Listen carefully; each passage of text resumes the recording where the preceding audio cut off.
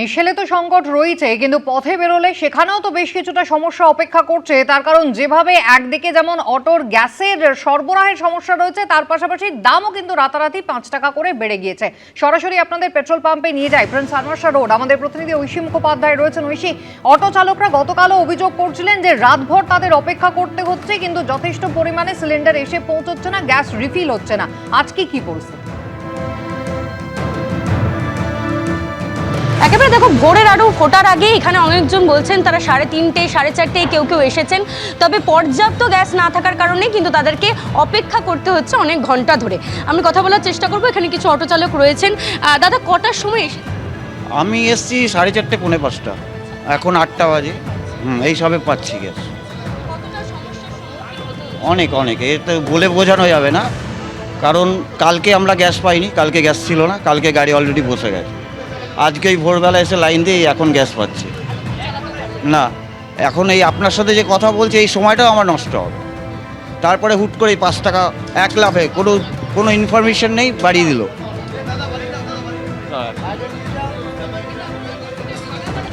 কী করে ভাড়া দেখতে পাচ্ছ তারা জানাচ্ছেন কেউ 4:30 এসেছেন, কেউ 5:30 এসেছেন।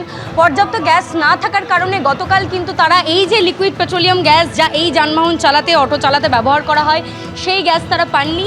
দাদা, আজকে কতক্ষণ অপেক্ষা?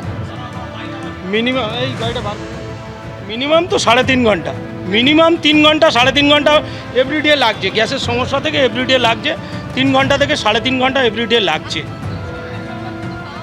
না না না না না, পাওয়া যাচ্ছে না তো।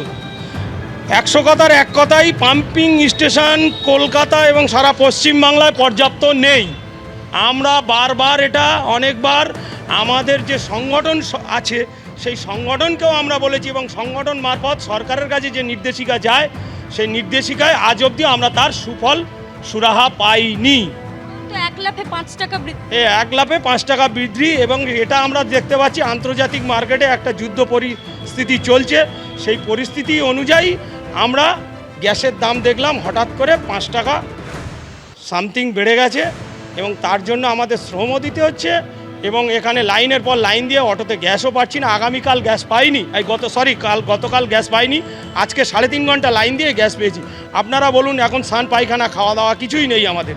আমরা টিফিনটাও পর্যন্ত খেতে পারি না। এখন গিয়ে লাইনে গাড়ি লাগিয়ে কয় ঘন্টা গাড়ি চালাতে পারি, এরপরে তো আমাদের দুপুরবেলা লাঞ্চের টাইম। আমরা কিভাবে চলবো?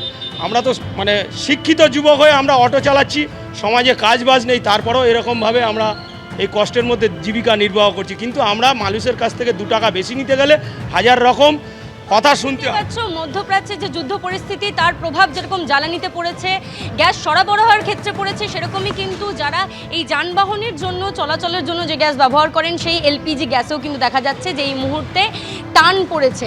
এবং অটো চালক যারা, তারা বলছেন যে 3.5 ঘন্টা 4 ঘন্টা লাইন দেওয়ার পর, অপেক্ষা করার পর কিন্তু তাদেরকে এই অটোর যে এলপি গ্যাস তা তারা ভরতে পারছেন। এবং আমি যদি ছবিটা দেখাই, তুমি দেখতে পাবে পর অটো দাঁড়িয়ে রয়েছে।